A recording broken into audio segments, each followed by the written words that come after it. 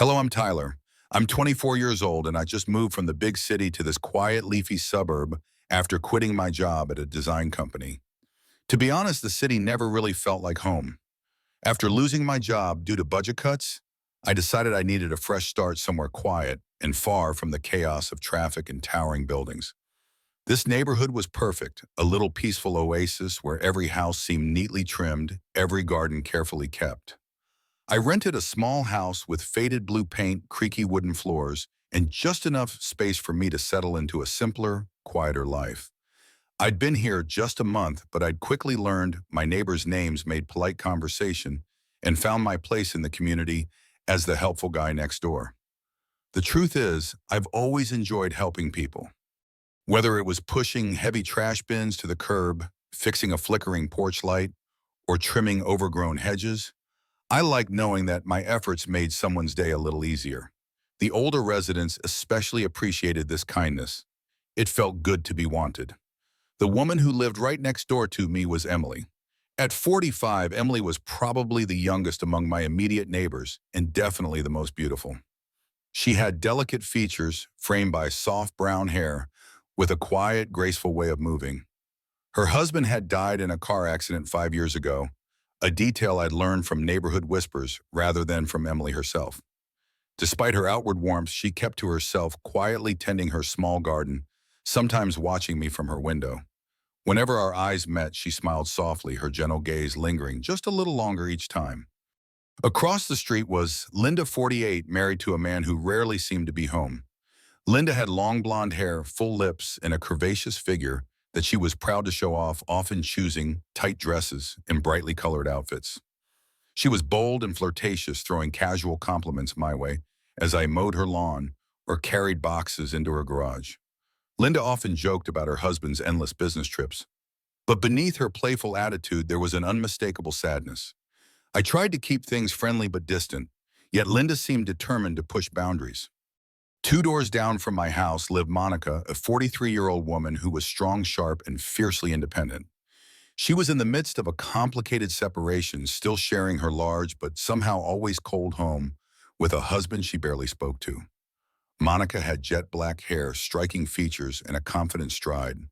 She frequently asked me over to fix things like loose shelves or leaky faucets. Even though she seemed perfectly capable herself, I sensed she just needed someone around, someone to acknowledge that she existed. Monica was tough on the outside, but I knew enough to see she craved companionship more than repairs. There was also Sarah, who lived diagonally opposite me. At 39, she was slightly younger than the others, recently divorced and intensely private. Sarah had long dark hair and usually wore plain clothes, sitting quietly on her porch with a book or tending to a garden she'd built with care. Unlike the other women, Sarah had never asked me for help, never hinted at any flirtation.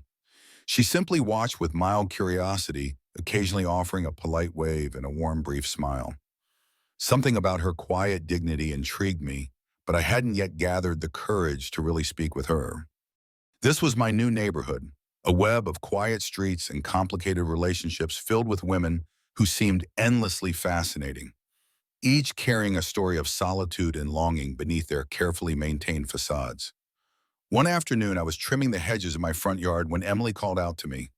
She stood by her gate looking unusually hesitant.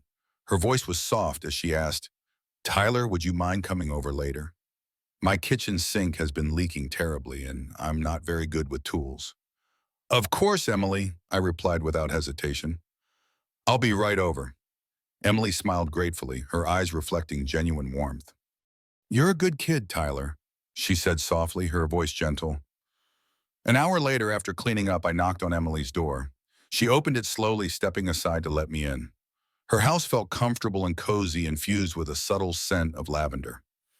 Emily led me to the kitchen, showing me the faulty sink. I knelt down to inspect it, immediately noticing a loose connection. As I worked, Emily stood nearby, leaning gently against the kitchen counter. We talked casually at first, but soon she began opening up more personally, mentioning how lonely she felt since her husband's death, how difficult it had been managing everything alone. Her words were honest, vulnerable, and I listened carefully, nodding with genuine sympathy. "You're such a good kid," she repeated quietly, stepping closer. Most people your age wouldn't waste time helping an old woman like me. You're hardly old, I reassured her, laughing softly, and it's really no trouble. She smiled and watched me finish tightening the pipes. As I stood up, I wiped my hands and tested the faucet. No leaks. Emily seemed impressed, but there was something different now in her eyes. Her gaze held mine longer than usual, searching for something deeper. Something I wasn't sure I understood. I guess I'm all done here, I said, feeling suddenly awkward under her intense stare. Thank you, Tyler. Emily murmured, her voice gentle but laced with a subtle intensity that made my heartbeat quicken. I nodded politely and headed toward the door, feeling the sudden urge to leave quickly. As I reached the door and grasped the handle, I heard the soft click of a lock engaging behind me. My heart jumped slightly, and I turned back in confusion. Emily was standing quietly near the door, her soft eyes fixed directly on mine. Her face held a slight knowing smile. "You're a good kid, Tyler," she whispered softly, stepping slightly from her. Her voice was gentle, but there was a new tone, a hidden meaning that made the room suddenly feel much smaller. "But you're not really just a kid, are you?" She continued softly, her eyes never leaving mine. My pulse quickened again. I felt trapped between curiosity, confusion, and a strange fluttering excitement. Whatever innocence had been in Emily's eyes before was now replaced with something far more complex, more intriguing, and infinitely more dangerous. I stood frozen for a moment, my mind racing, as I wondered exactly what Emily meant and what I'd just gotten myself into. The silence that followed Emily's question seemed to stretch endlessly between us. Her words hung heavily in the air, charged with implication and uncertainty. I felt a sudden flush rise to my cheeks, but I kept my composure as best I could. "Emily, I said, trying to sound confident yet respectful. "I really appreciate your kindness, but I'm just glad I could help out." Emily watched me closely, her eyes gentle but probing, searching my face as though trying to read between every line I'd spoken. After a moment that felt longer than it should have, she smiled softly, releasing me from her gaze. The intensity seemed to fade, leaving behind only a quiet, familiar loneliness in her expression.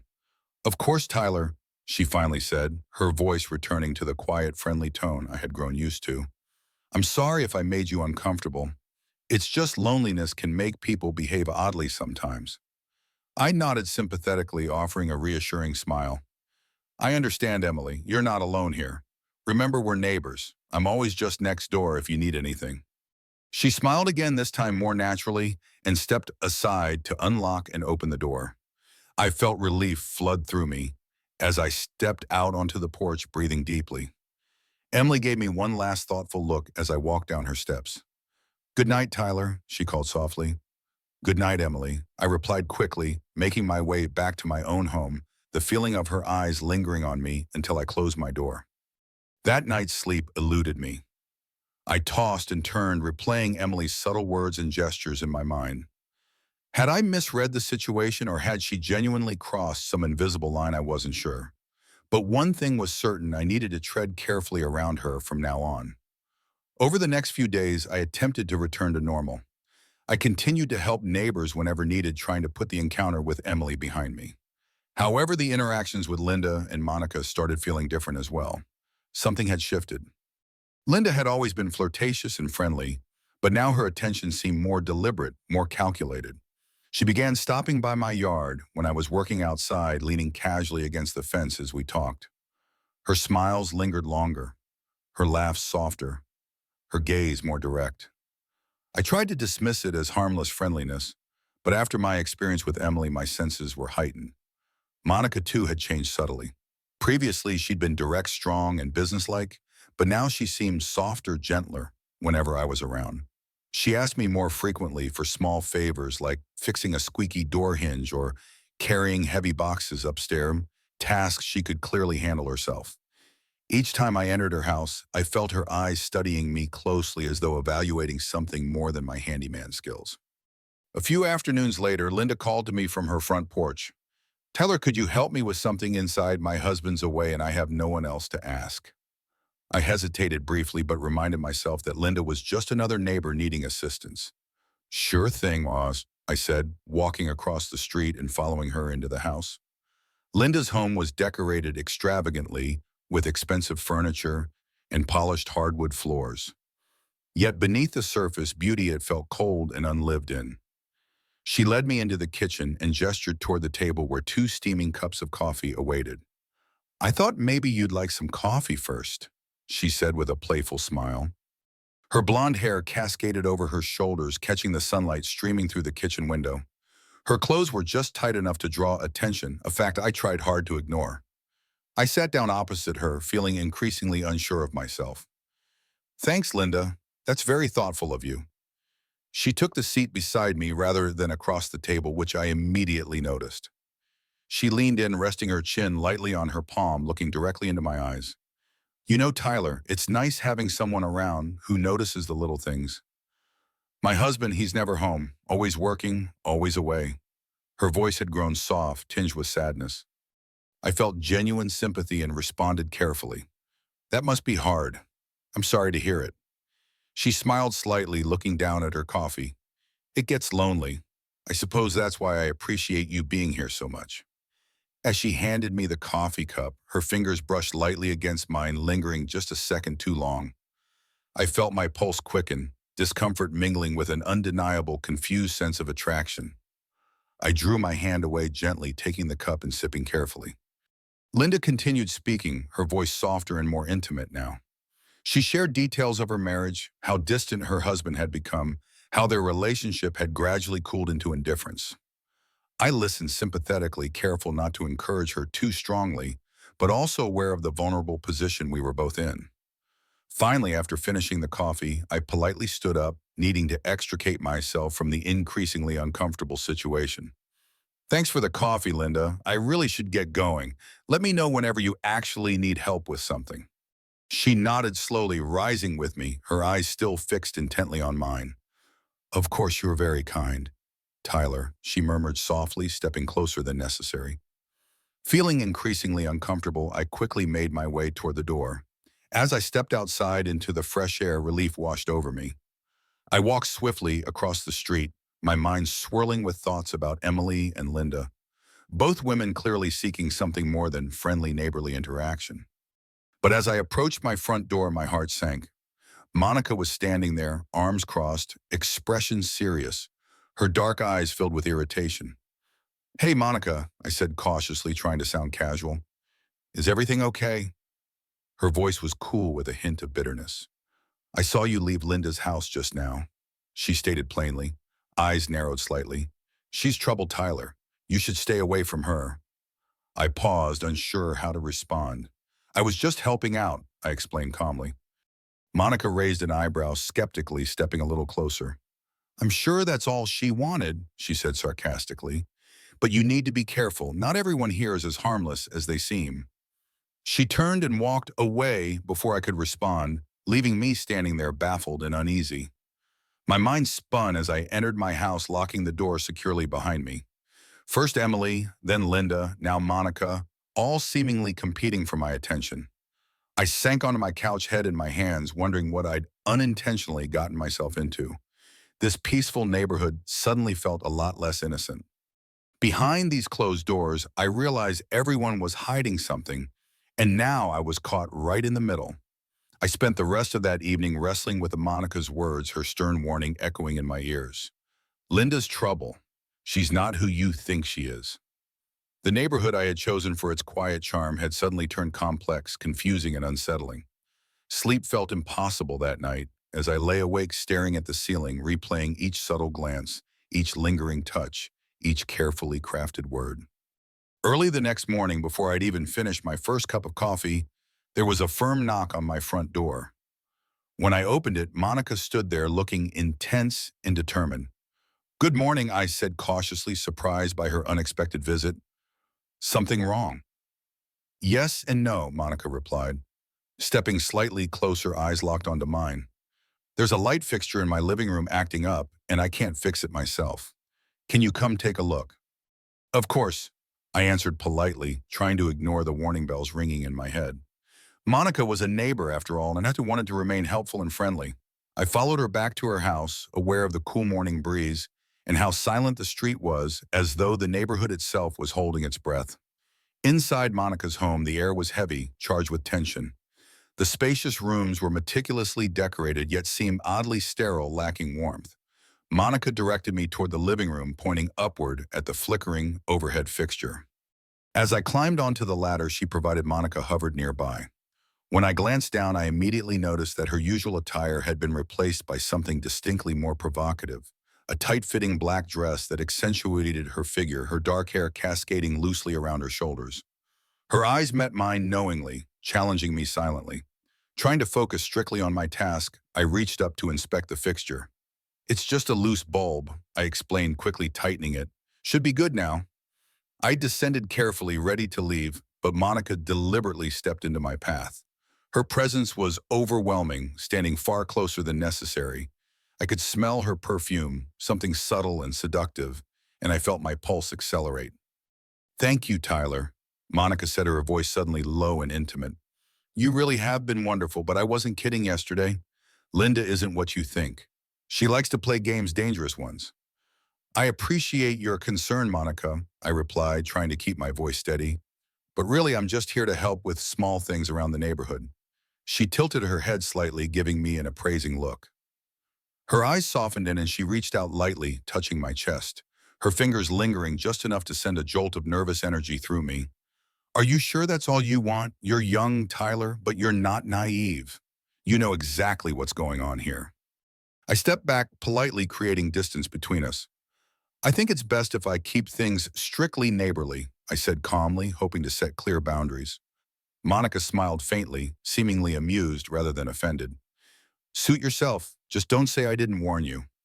As I hurried back to my house, my mind was racing: Emily's quiet vulnerability, Linda's overt flirtations, and now Monica's aggressive, sensual approach.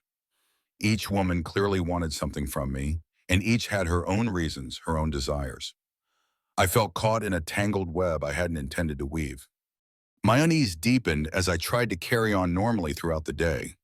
I avoided going outside, kept busy indoors, hoping to regain some sense of control. Yet no matter how I tried to distract myself, I couldn't shake off the feeling of discomfort that had settled in the pit of my stomach. Was I being naive in believing that these encounters were simply coincidences? Or was I intentionally ignoring the signals, enjoying the attention more than I cared to admit? By late afternoon, feeling restless and needing air, I stepped into my backyard. The day was warm but pleasant, a soft breeze rustling through the trees. Glancing over the fence, my eyes were drawn to Sarah's house across the way. There she was, sitting quietly on her porch, absorbed in a book. Her posture was relaxed, her expression serene. Something about her peaceful demeanor felt like a balm to my anxious mind.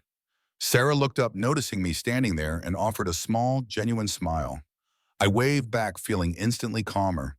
She seemed utterly detached from the drama brewing elsewhere in the neighborhood. Compared to the intensity and complications of Emily Linda and Monica, Sarah's quiet presence was reassuring, comforting. I found myself wondering about her story. Why did she remain so private, so distant from the others? What had her experiences taught her that had made her so guarded, yet so quietly confident? The mystery of Sarah intrigued me, pulling at me gently. But unlike the others, Sarah seemed to have no agenda, no hidden motives. She was simply herself, calm and content in her solitude. Standing there watching her turn another page of her book, I felt a moment of clarity. Perhaps the reason I was drawn to helping others was because deep down, I needed validation and attention. But the way the others sought to exploit that attention was beginning to make me feel used, uncomfortable, and guilty for even engaging in their games. Sarah represented something different, an authenticity that I had longed for but hadn't recognized until now. I wanted to talk to her, to ask how she remained so peaceful amid the swirling drama of the neighborhood. But I wasn't sure I could bring myself to interrupt her solitude, especially now feeling confused and somewhat ashamed by my interactions with Emily, Linda, and Monica. Instead, I chose to linger in the safety of my yard, just observing her quiet strength from afar. Tomorrow, I decided I'd find a reason to approach Sarah more directly to see if she might offer some insight or perhaps simply the comfort of an uncomplicated friendship. As evening settled over the neighborhood, I returned inside, locking my door and drawing the curtains, needing a barrier between myself and the hidden tensions lurking outside. I knew now with certainty that the situation was escalating, And if I wasn't careful, I could find myself deeply entangled in a situation I never intended to enter. For the first time since moving here, I admitted to myself the truth of my unease. I felt trapped. Everyone in this neighborhood seemed to want something from me, something I wasn't prepared to give. Everyone, that is, except Sarah. In her quiet simplicity, she stood apart, a calm presence amid chaos. That night, I lay awake again, reflecting on the tangled mess I'd unwittingly walked into. I knew one thing for sure: I needed to find a way to untangle myself before it was too late. The next morning, sunlight streamed through the curtains, warming my bedroom with gentle comfort. I woke with a determination I hadn't felt in weeks to finally speak with Sarah, to break through the invisible barrier of solitude she had so carefully constructed around herself. I had questions, yes, but more than that, I simply wanted to feel the quiet ease she seemed to embody so effortlessly. Stepping outside, I noticed Sarah on her porch again, book in hand, a steaming mug beside her. Her hair was loosely tied back, casual, without artifice. Unlike the others, Sarah seemed entirely unaware, or perhaps indifferent, to how she appeared to others. She didn't posture or invite attention, and somehow that drew me toward her even more strongly. "Good morning," I called softly across the fence. Sarah glanced up, momentarily surprised, then offered me a shy but genuine smile. "Good morning, Tyler. Beautiful day, isn't it?" I took this as an invitation and slowly approached her yard. "Mind if I join you?" "Not at all," Sarah replied warmly, moving slightly aside on the bench, creating space for me to sit beside her. It felt like an invitation, not just onto her porch, but into her quiet world as well. Sitting beside her, I immediately noticed a subtle warmth radiating from her presence. Her calm demeanor made me feel instantly relaxed, the anxiety of recent events melting away. We began talking easily about small things, the neighborhood, the books we liked, the reasons we'd each chosen to move here. Sarah spoke gently, thoughtfully, pausing now and then to consider her words, giving each one weight. She asked questions without prying, listening with genuine interest to everything I said. "You seem to be adapting pretty quickly," Sarah noted, after a short silence. "Everyone seems drawn to you." I sighed, slightly embarrassed. "I suppose maybe too much sometimes." Sarah's eyes met mine, her expression softening with understanding. "This neighborhood isn't as simple as it looks," she said quietly. "People here have their own reasons for seeking attention, especially the women who've been alone for a long time." I shifted uneasily, realizing Sarah might know more than I'd assumed. "Yeah," I admitted, "it's become complicated lately." She smiled sympathetically, her gaze steady. "I noticed.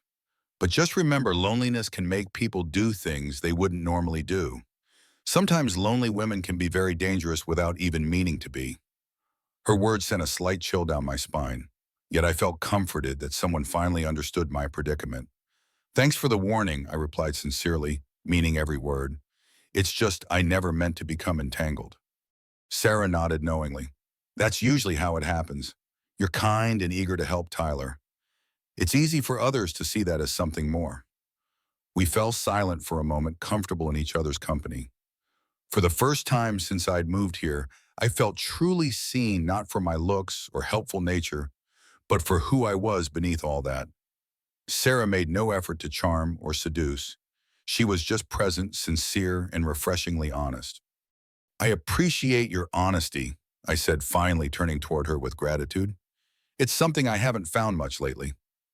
Sarah gave me a soft, reassuring smile. "I learned the hard way. Honesty tends to protect us better than pretending." After a while, I reluctantly excused myself, promising I'd return soon. As I stepped away from Sarah's porch, I felt lighter, yet a new weight settled into my chest. Sarah's words echoed in my mind, forcing me to see clearly what I'd been avoiding. I needed boundaries. Over the next few days, I began politely distancing myself from Emily, Linda, and Monica. I still helped with urgent tasks, but avoided staying longer than necessary, keeping conversations brief and impersonal. Initially, I thought they would accept the distance quietly, but my new reserve only seemed to amplify their demands, their subtle manipulations growing more frequent and more obvious. Emily began calling me more often, her voice soft yet insistent, always needing something small done immediately. Linda started making excuses to linger near my home, wearing outfits even more revealing than usual. And Monica grew openly resentful, her requests sharper and more demanding, as if testing my patience and boundaries. One afternoon, while I was trimming the hedges in front of my house, Linda appeared beside me, placing her hand lightly but possessively on my shoulder.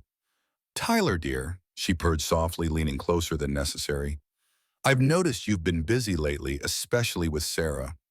I stiffened but remained polite. Sarah's just a friend, I clarified, gently removing Linda's hand. Like everyone here, I'm just trying to help. Linda's smile faltered slightly, a shadow passing briefly over her eyes. Well, just be careful, she murmured cryptically. People aren't always what they seem. I watched her walk away, unsettled by her veiled warning. That evening, Monica knocked firmly on my door, her tone confrontational. I noticed you haven't been around as much. Did Sarah tell you something? You shouldn't believe everything she says. I sighed, deeply weary of these subtle pressures. It's not Sarah. I'm just trying to maintain some boundaries, Monica. That's all. She studied me carefully, eyes narrowing. Boundaries can be lonely, she warned. Don't cut yourself off entirely, Tyler. Not everyone here wants to hurt you. I appreciate your concern. I responded calmly, firmly closing the door behind her as she turned to leave. Despite my resolution, my sense of peace was fragile. The growing tension with the other women was slowly beginning to wear me down. Each encounter felt like walking on eggshells, constantly balancing politeness with firmness, kindness with self-protection. In contrast, Sarah continued to represent an oasis of calm amidst the chaos. Each time we spoke, I felt my burdens ease slightly. Her quiet wisdom and unassuming nature drew me in more strongly with each conversation. We never spoke of the others directly again, but her gentle warnings had left their mark. One evening, as we watched the sunset cast warm shades of gold and pink across the quiet neighborhood, Sarah glanced at me thoughtfully. You know, Tyler, she began softly, choosing distance isn't always enough. Eventually, you'll have to confront this. I nodded silently, knowing she was right. Sarah wasn't naive or idealistic. She was cautious and realistic. I admired and valued her perspective even more because of that. As darkness settled around us, I felt a growing determination. I resolved to focus my energy and attention on Sarah, not only because of her simplicity and kindness, but also because of her sincere honesty, a quality I now recognize was rare and precious in this community. Yet even as I committed to this new path, I felt unease stirring within me. Sarah had warned me of danger, and now I clearly understood why. My attempts at distancing myself from the others had only heightened their insistence, their subtle demands becoming more intense each day. As I walked home that night, I understood one thing clearly. My life here, once simple and hopeful, was now complex and fraught with unseen dangers. I had found something genuine and beautiful in Sarah, something worth protecting. But the realization that protecting it might require more than simple boundaries unsettled me deeply. This peaceful neighborhood wasn't peaceful anymore, and protecting Sarah from whatever trouble was brewing would be far more complicated than I had ever imagined. Things in the neighborhood grew increasingly complicated over the next week. Despite my firm intentions to keep boundaries clear, each interaction with Emily, Linda, and Monica became more fraught, their demands subtly turning into ultimatums. My peaceful haven had become an emotional minefield, each step riskier than the last. Emily especially seemed determined to push beyond the limits of mere neighborliness. One quiet afternoon as I returned home from the store, she was waiting for me near my front steps. Her gaze was intent, eyes carrying the heaviness of unspoken thoughts.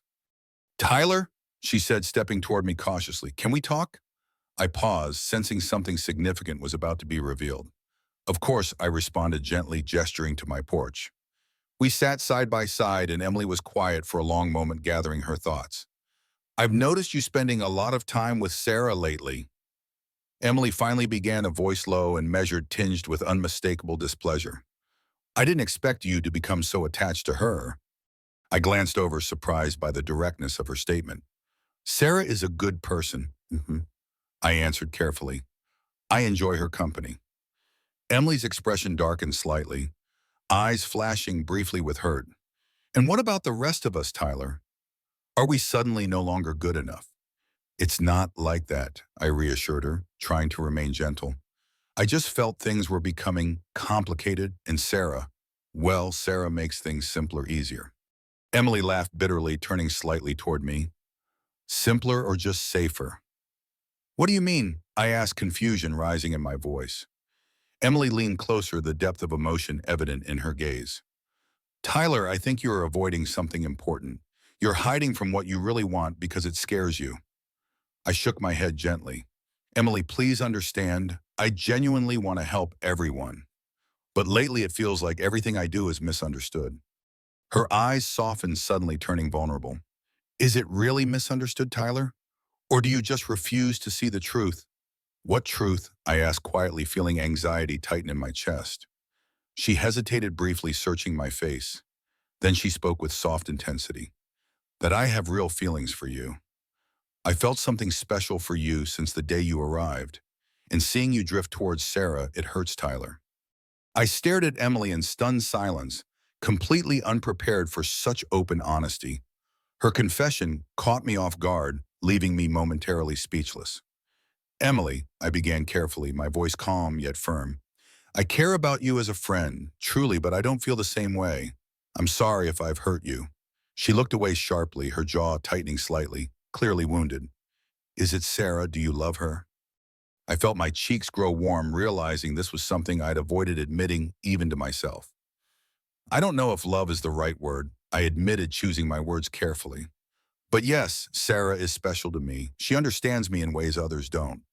Emily nodded slowly, her eyes shadowed with disappointment. You know, she whispered bitterly, you can't please everyone, Tyler.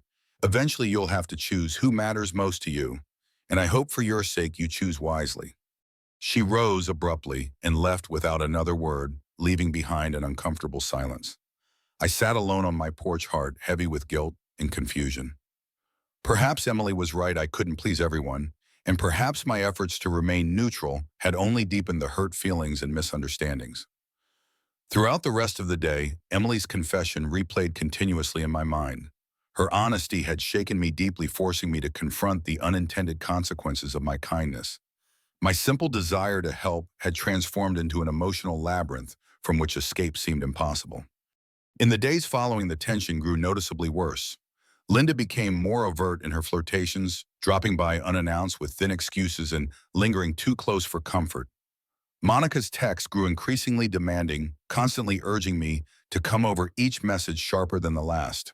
Feeling overwhelmed, I began to seriously consider leaving the neighborhood entirely. Perhaps distance was the only solution. I had moved here seeking peace and clarity, but instead I'd found myself ensnared in complicated, emotional games I had never wished to play. One evening, after ignoring several of Linda's calls, my phone buzzed again. This time the message was from Monica. Its contents made my blood run cold. I know what you want, Tyler, but does Sarah want you? The cryptic text unnerved me deeply. I read it several times, my pulse quickening. Monica seemed to know exactly which buttons to press, her words striking directly at my insecurities. I looked out my window towards Sarah's house, needing the reassurance of her quiet presence. Her porch was empty, the lights off, making the dark message from Monica feel even more unsettling.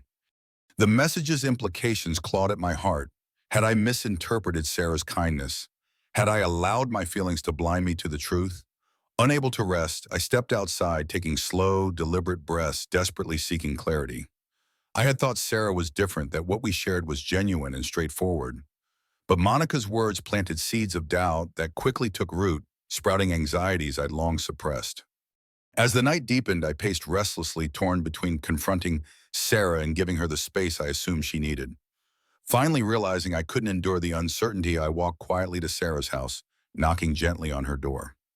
After several tense moments, the door opened slowly, revealing Sarah wrapped in a comfortable sweater, her expression calm yet concerned. Tyler, she asked gently, is everything all right? I hesitated briefly, heart racing. Can we talk for a minute? It's important. Of course, Sarah replied softly, stepping aside to invite me in. Her home was warmly lit, peaceful and safe, a stark contrast to the turmoil in my mind. I got a strange message from Monica. I began cautiously, implying that maybe you didn't feel the same way about me as I do about you. Sarah's eyes softened instantly, understanding immediately. Tyler. She spoke gently, her voice comforting, yet firm. Monica's playing a game. She's testing you, trying to control you through fear and doubt. You shouldn't let her words undermine what we've built. But I hesitated again, afraid to voice the deepest fear I carried. What if she's right? What if I've misunderstood your kindness for something deeper? Sarah stepped closer, her gaze unwavering and sincere. I can't tell you exactly what the future holds for us, Tyler, but I can promise you that my feelings for you are genuine. I see you for who you truly are, not for what I want you to be. Trust yourself. Trust your instincts. Her words soothed my anxiety instantly. I nodded, feeling gratitude and warmth spread through my chest. Sarah was truly different, someone honest and real, free from manipulation or hidden agendas. Returning home that night, I decided once and for all I needed firm boundaries with the others. My heart belonged with Sarah, and I refused to be pulled deeper into the dangerous games that Emily, Linda, and Monica were playing. Yet even as I committed to this clarity, I couldn't shake off Monica's disturbing message entirely. Her words still lingered in my mind, a dark shadow at the edge of my newfound resolve.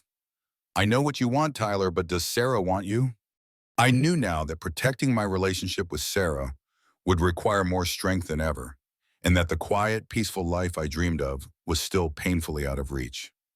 The next morning brought with it a newfound determination. Waking up, I felt a sense of clarity I hadn't experienced in months. The games had gone on long enough. I knew that to protect my heart and my future, I needed to confront Monica and Linda openly and honestly. No more hiding behind politeness or ambiguity.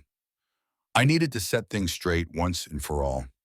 My first stop was Monica's house. Approaching her door, I took a deep breath, knocked firmly, and waited. The door opened swiftly, Monica standing there with an expression that was simultaneously hopeful and wary.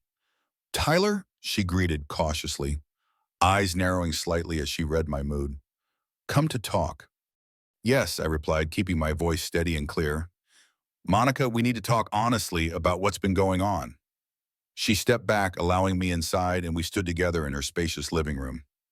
Monica crossed her arms defensively, waiting silently. "I'm grateful for your friendship." I began carefully, meeting her gaze directly. "But things have become too complicated. I never intended to get drawn into emotional games. I'm sorry if my behavior has misled you, but my feelings aren't aligned with what you want." Monica raised an eyebrow, her demeanor cool but controlled. "This is about Sarah, isn't it?" she asked, her voice calm but carrying a trace of bitterness. "It's not just about Sarah," I clarified gently. "It's about being honest with myself and with everyone else. I'm done playing games. I need clarity." Monica considered my words silently, her expression softening ever so slightly. Finally, she sighed, deeply, nodding slowly. "Maybe you're right. Maybe we've all gotten a bit carried away. Just be careful, Tyler. Things aren't always as simple as they seem." "I understand," I responded respectfully. "Thank you for understanding." Leaving Monica's home, I felt relieved. One conversation down, one more to go. Walking across the street, I approached Linda's house, preparing myself for another difficult confrontation. Linda opened the door slowly, clearly surprised but pleased by my presence. "Tyler?" she purred softly, immediately leaning forward, her smile suggestive and inviting. "I've missed seeing you around." "Linda," I said firmly, stepping back slightly, "I came to talk clearly about something important." Her smile faded slightly, eyes darkening as she sensed the seriousness of my tone. "Go ahead then," she said cautiously, pulling back her seductive manner. "I appreciate your friendliness, but it's become more than just friendly." I began, directly, maintaining steady eye contact. "I never intended things to escalate this way. My feelings lie elsewhere. It's time we both respected clear boundaries." Linda studied my face, silently searching for a moment before nodding slowly, her lips tightening in mild disappointment. "So Sarah then?" she asked quietly, already knowing my answer. "Yes," I confirmed openly. "I genuinely care about her, and I need to respect that. I hope you can understand." Linda sighed softly, her gaze lowering briefly. "I do understand, Tyler," she admitted reluctantly. "I guess I hoped you'd be different, but you deserve honesty as much as anyone else. Good luck." "Thank you, Linda," I replied warmly, grateful for her mature acceptance. With those conversations behind me, I felt lighter, free from the tension that had been weighing heavily on my shoulders. I knew exactly where I needed to go next. Sarah's quiet porch awaited me, an oasis of peace amid the neighborhood's turbulence. I hurried toward it, my heart quickening as I saw her sitting outside once again immersed in her book. She glanced up at my approach, her calm expression immediately softening into a welcoming smile. "Tyler," she greeted warmly, "you look like you've had quite a morning." I laughed gently, feeling the last remnants of anxiety fade away. "You have no idea. Can we talk for a bit?" "Of course," Sarah answered, closing her book and setting it aside. I took the seat beside her, turning to face her directly. I spoke openly with Monica and Linda. I began earnestly, my eyes fixed gently on hers. I told them clearly how I felt and what I needed. "Sarah, through all of this, you're the only one who's never played games. You've been honest, genuine, and kind. I've realized something important. I don't just value our friendship, Sarah. I feel something deeper." Sarah's eyes widened slightly in surprise, her cheeks coloring softly. She hesitated briefly, seeming to choose her words with care. "Tyler, I won't deny it. I feel the same way. But this neighborhood, the complications, the way the others behave, it worries me." "I know," I responded gently, reaching out to touch her hand softly. "I'm worried too, but I believe we can face it together. We're stronger if we're honest with each other. The complications won't vanish overnight, but neither will my feelings." Sarah smiled warmly, visibly relieved by my openness. "You're right, Tyler. I've spent so much time guarding myself that I almost forgot what it felt like to truly trust someone again." "You can trust me," I promised softly, feeling the warmth of her hand in mine. "I'm not perfect, but I promise to always be honest." Sarah squeezed my hand lightly, eyes shining with sincerity. That's all I could ask for. We sat quietly on our porch, letting the comfortable silence settle around us. It felt as if a heavy cloud had finally lifted, leaving behind only clear skies and the gentle warmth of understanding. The neighborhood might still whisper, judge, and complicate things, but in this moment, none of it mattered. Glancing around, I noticed subtle movements behind curtains across the street, the curious eyes of Emily, Linda, and Monica undoubtedly observing us carefully. But for the first time, I felt no discomfort or anxiety. With Sarah beside me, everything seemed manageable. Her calm, steady presence made me feel secure in ways I'd long forgotten were possible. Sarah leaned lightly against me, a gentle gesture of trust and closeness. "It won't be easy," she murmured thoughtfully. "They might not accept this quietly." "I'm ready to face whatever comes," I replied firmly. "As long as you're with me, I'm not worried." She smiled softly, a genuine and radiant expression. "Then we'll face it together." I knew in that instant I'd made the right choice. The chaos, confusion, and emotional games I'd experienced had finally brought me clarity. Sarah represented everything I'd been seeking: honesty, simplicity, and authentic connection. She was real, genuine, and strong enough to navigate the complexities around us. As the evening sun painted gentle hues of gold and lavender across the sky, I felt a peace unlike any I'd known before. Glancing down at Sarah, whose face now wore a relaxed, contented smile, I silently vowed to protect this new bond we had formed. The games people played would no longer control me. From this point forward, my heart belonged solely to her. Sitting side by side in the fading daylight, I turned towards Aura and smiled quietly, feeling deeply grateful. The neighborhood's silent observers faded into irrelevance as I focused solely on her presence beside me. Looking at Sarah, I found myself thinking, perhaps for the very first time in my life, maybe this is the first time I've finally chosen. Tyler's story, a tangled dance of kindness and temptation in a seemingly serene suburb, unveils a raw emotional truth. True connection demands clarity and courage, not the fleeting thrill of attention. Moving to a quiet neighborhood to escape the city's chaos, Tyler finds himself ensnared by the subtle advances of Emily, Linda, and Monica, each woman carrying her own loneliness, each mistaking his helpfulness for something more.